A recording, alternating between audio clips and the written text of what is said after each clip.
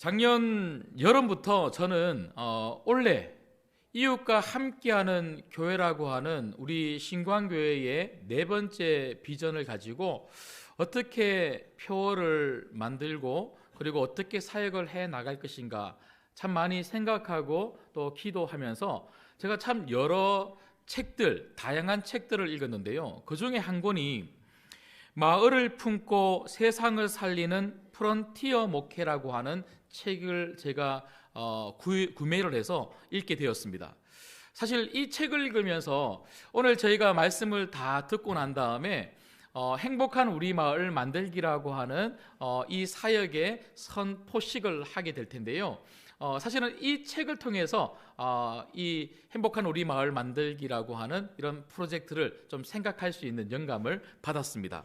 이 책을 보면 책의 제목처럼 마을을 품고 세상을 살리는, 그래서 교회가 우리끼리만의 교회가 아니라 세상 속으로 나아가고 특별히 교회가 속해 있는 그 동네, 그 마을의 이웃들에게 더 깊숙이 나아가서 그들과 함께하고 그들의 영향을 주면서 그 마을을 행복하게 만드는 그런 교회들의 이야기로 가득하더라고요.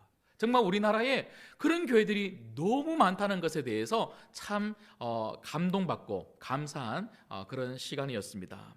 근데 이 책에 보면요, 호남신학대학교 전 총장님이셨던 노영상 교수님께서 글을 하나를 기고를 하셨는데 그 글에 보면 이분이 이렇게 말씀하세요.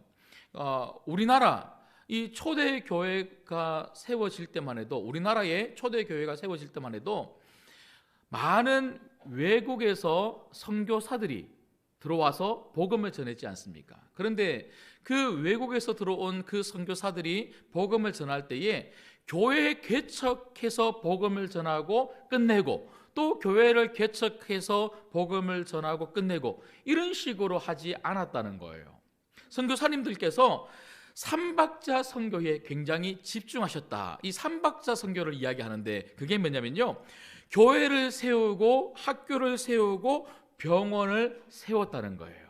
그래서 많은 선교사님들께서 우리나라에 들어와서 학교를 세워서 아이들을 불러 모아서 교육을 시켜줬다는 거예요. 그리고 병원을 세워서 아픈 사람, 힘든 사람들 치유하고 구제하는데 교회가 앞장섰다는 거예요. 그리고 교회를 세워서 복음을 전했다는 거죠. 여러분, 이 이야기를 하시면서 이 노영상 교수님께서 뭐라고 말씀하시냐면 우리 한국 교회가 그렇게 세워졌던 것처럼 우리들도 정말 우리끼리만의 교회가 아니라 저 세상 속에 그리고 이웃들에게 나아가서 저들을 치유하고 회복하고 저들을 붙잡아주는 그런 교회가 좀 되면 좋겠다, 이런 맥락의 말씀을 하시더라고요. 그러면서 그 글의 마지막 부분에 글을 맺으면서 그 교수님께서 뭐라고 말씀하시냐면요, 이렇게 말씀하십니다. 마을을 품는 목회 사역을 통하여 우리 삶의 현장 곳곳에 주님의 향기가 퍼져나가길 바라는 것입니다. 여러분, 올 한 해 우리가 이웃을 섬기고 세상에 감동을 주는 교회가 되자고 하는 것은요, 그저 구제하자 이런 말이 아닙니다. 제가 지난주에도 말씀을 드렸던 것처럼 구제하자 이런 말을 드리는 게 아니고요, 구제는 세상 사람들도 많이 하고 있어요. 그리고 구제하려고 하는 단체들이 얼마나 많은지 모르겠습니다. 단순히 우리가 구제를 하자고 하는 게 아니고요, 우리가 정말 이웃을 섬기고 세상에 감동을 줌으로 말미암아 그리스도의 향기를 드러내자는 것입니다. 여러분, 그렇게 할 수 있는 우리 교회가 되기를 주님의 이름으로 소망합니다. 그래서 이 노영상 교수님께서 마지막으로 이렇게 말씀하시는 거예요. 마을 곳곳에서 주님에 대한 찬양 소리가 흘러나오고 기도하는 소리가 하늘 더 높이 올라갈 때 우리 사회는 더 아름다운 주님의 나라로 변해갈 것이며 교회의 예배당은 더욱 생동감이 넘치게 될 것임을 저는 확신합니다. 여러분, 그래요.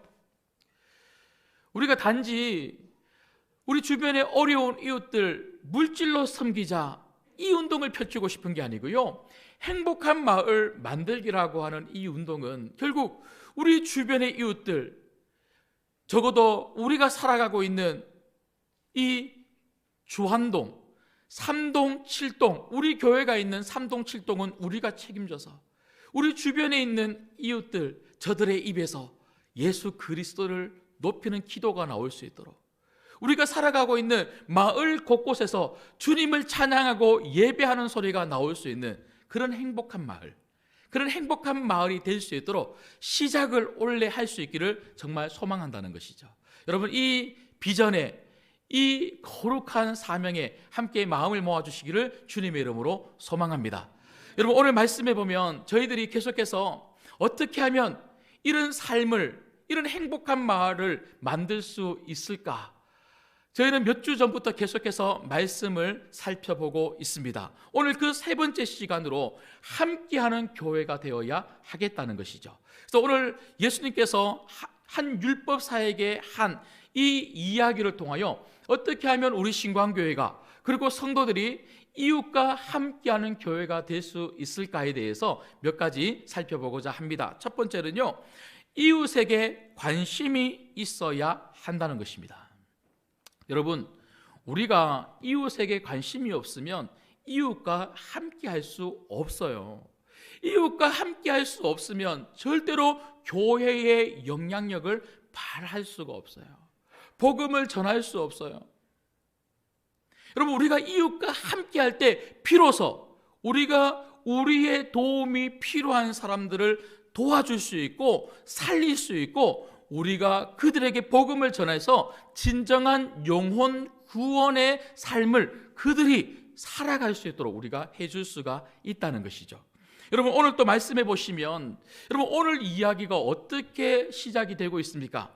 한 율법사가 예수님께 물어봅니다. 예수님, 하나님을 사랑하고 이웃을 사랑하라고 하는 것이 계명이요 율법인데, 그렇다면 우리의 이웃은 누굽니까? 이렇게 물어보죠. 그때 예수님께서 이 이야기를 해주시는데, 한 사람이 예루살렘을 떠나서 여리고로 내려가다가 강도를 만난 거예요. 강도를 만나서 죽어가고 있는 사람. 여러분, 우리 이웃이 누구라는 겁니까? 죽어가고 있다는 거예요. 죽어가고 있다. 우리 눈에 힘들어하는 사람, 죽어가고 있는 사람, 고통 가운데 있는 사람, 신음하는 사람, 나도 힘들지만 그런 사람들이 보여야 한다는 거예요. 그 관심이 있어야 된다는 거죠. 그 사람이 그렇게 죽어가고 있는데 제사장이 그냥 지나간다는 거예요. 레위인이 그냥 피해서 지나갔다는 거예요. 31절 32절에 나오죠. 그런데 33절 말씀해 보니까 제사장도 지나가고 레위인도 지나가는데 33절 보십시오. 어떤 사마리아 사람은 여행하는 중 거기 이르러 그를 보고 불쌍히 여겨. 그를 보고 불쌍히 여겨. 무슨 말입니까? 관심을 가졌다는 거예요. 불쌍히 여기는 마음. 여러분, 여기 불쌍히 여긴다고 하는 이 단어, 어디에서 많이 들어본 단어 아닙니까? 누구에게 해당되는 단어일까요? 바로 예수님이십니다. 저희가 마가복음 말씀을 계속 살펴보다가 잠시 중단하고 비전 집중 설교를 통해서 저희가 지금 다른 본문의 말씀을 살펴보고 있는데요, 마가복음 6장에 보면 여러분 잘 아시는 내용, 5,000명을 예수님께서 먹이신 오병이어의 사건의 이야기가 나오는데, 그때 예수님이 그 수많은 무리를 보시고 예수님이 어떤 마음을 가지고 계셨는지 마가복음 6장 34절은 이렇게 기록하고 있습니다. 예수께서 나오사 큰 무리를 보시고 그 목자 없는 양 같음으로 인하여 불쌍히 여기사, 여기 쓰인 단어가 여기 쓰이고 있는 거예요. 불쌍히 여기사 이에 여러 가지로 가르치시더라. 예수님은요, 무리를 보시고 불쌍히 여기셨어요. 관심을 가져주셨어요. 그래서 불쌍히 여기는 관심을 가지니까 그들에게 하나라도 더 말씀해 주시려고 노력하시고요, 그들에게 정말 그냥 배고파서 돌아가지 않고 밥이라도 먹고 돌아가라고 오병이어의 사건을, 이 놀라운 축복을, 이 기적을 일으켜 주셨다는 거죠. 여러분, 특별히 여기 불쌍히 여긴다는 마음, 불쌍히 여긴다고 하는 이 마음은요, 다른 의미가 아니에요. 그들의 아픔을 나의 아픔으로 여긴다, 이런 의미를 가지고 있어요. 그들의 아픔을 나의 아픔으로 여긴다. 예수님은 단순히 그 사람들을 불쌍히만 여긴 것이 아니라 그들의 아픔을 예수님의 아픔으로 여기시면서 자신도 고통으로 아파하시면서 힘들어하셨다는 거죠. 여러분, 오늘 이 사마리아인도 그런 맥락에서 보면 강도를 만나서 죽어가고 있는 그 사람을 보고 그가 아파하고 그가 고통하고 그가 힘들어하는 것을 자신의 아픔과 자신의 고통과 자신의 힘듦으로 가졌다는 거예요. 여러분, 우리가 교회 안에서는 주 안에서 한 가족이죠. 그래서 주 안에서 한 가족 된 우리 성도들을 보고 또 구역 식구들을 보고 전도의 식구들을 보면서 전도의 식구들, 구역 식구들이 힘들면 나도 아파하고 힘들어하고 이건 너무 잘 되어 있어요. 그런데 우리 주변의 이웃들을 바라보면서 우리가 이런 마음을 가지고 있는가? 이건 굉장히 중요하다는 거죠. 여러분, 우리 예수님은 교회 안에서 성도들만 사랑하라고 말씀하시는 것이 아닙니다. 교회 밖에 정말 고통 가운데 신음하고 있는 우리의 이웃들이 있다는 거예요. 누가 이웃입니까? 그들에게 불쌍히 여기는 마음을 가지고 그들의 아픔을 나의 아픔으로 여기고 관심을 가지는 그 사람이 이웃인 줄 믿습니다. 여러분들이 우리 신광교회가 우리 주변의 사람들에게 이웃이 되기를 주님의 이름으로 소망합니다. 그런가 하면 두 번째는요, 우리가 어떻게 하면 함께하는 성도, 함께하는 교회가 될 수가 있을까요? 이웃에게 가까이 다가가야 합니다. 여러분, 관심이 있으면 가까이 다가가야 하는 거예요. 관심만 가지고 그 마음만 가지고 있으면 안 된다는 것이죠. 사실 그 관심은 그 이웃들에게 가까이 다가가도록 우리를 만드는 원동력이 되겠죠. 여러분, 오늘 또 말씀해 보시면 34절 말씀을 한번 보십시오. 길을 지나가던 사마리아인은 그 죽어가고 있는 강도 만난 사람을 보고 불쌍히 여겼어요. 그 관심을 가지고 오늘 34절 말씀해 보니까 가까이 가서. 여러분, 우리가 함께 한다고 하는 이 말은 우리가 자주 만나야 된다는 말이에요. 자주 만나야 된다. 그 사람 가까이 있을 때 우리는 함께하는 사람이 될 수가 있습니다. 여러분, 우리 교회 안에서도 그렇지 않습니까? 교회 안에서도 우리가 구역으로 함께하려면 구역으로 만나야 되는 거예요. 구역 가셔야지만, 구역 가서 우리 구역 가족들, 구역 식구들 만나야지만 함께 할 수가 있는 거죠. 전도회도 가셔야지만 함께 할 수 있는 거예요. 여러분, 우리 신광교회는 모든 모임에서 자주 만나서 함께하는 가족들이 되었으면 좋겠습니다. 근데 우리 안에서만 그런 가족들을 이루어서 우리끼리 행복한 그런 공동체가 아니라 우리 이웃들에게 더 가까이 갈 수 있으면 좋겠어요. 그런데 여러분, 오늘 말씀해 보시면 이 사마리아인이 그 죽어가고 있는 강도 만난 사람에게 가까이 간다는 것이 쉬웠겠습니까? 어려웠겠습니까? 여러분, 결코 쉽지 않습니다. 한번 생각해 보세요. 여러분, 외진 곳이에요. 외진 곳. 그 외진 곳에 강도를 만나서 다 빼앗기고 죽어가고 있어요. 피를 흘리면서 죽어가고 있어요. 여러분, 이 말은 지금 이 주변에 누가 있다는 말입니까? 강도가 있다는 말이죠.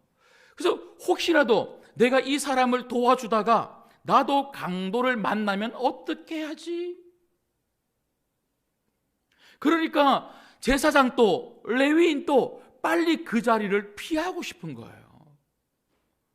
여러분, 사람들은 그런 본성을 가지고 있어요. 나도 강도 만나면 어떻게 하지? 피하고 싶은 거예요. 그런데 이 사마리아인은 강도가 주변에 있을 수도 있음에도 불구하고 이 어려운 일을 하는 거예요. 뿐만 아니라 그 사람을 도와주려고 하면요, 어떻게 해야 될까요? 여러분, 이 사람 머리에는요, 이렇게 하고 저렇게 하고 여러 가지 생각이 아마 들어왔을 거예요. 이 사람은 의사가 아닙니다. 그 자리에서 이 사람을 치료해 줄 수 없는 거예요. 응급조치는 가능할지 몰라도 치료해 줄 수 없는 거예요. 그럼 어떻게 해야 됩니까? 이 사람을 데리고 어딘가는 데리고 가서 치료할 수 있는 곳으로 찾아가야 되는 거예요. 외진 곳에서 마을까지 죽어가고 있는 사람, 그 사람을 데리고 간다는 거 얼마나 힘들겠습니까? 그냥 데리고 간다고 해서 치료가 되겠습니까? 오늘 뒤에 읽어봐서 알겠지만 얼마나 또 물질이 들어갑니까? 자기 것을 희생해야만 되는 이 어려운 일, 이걸 지금 사마리아인은 했다는 것이죠. 여러분, 제가 오늘 새벽에도 이런 말씀을 드렸는데요, 믿음은 어려운 것 하는 것입니다. 믿음은 어려운 것 하는 것입니다.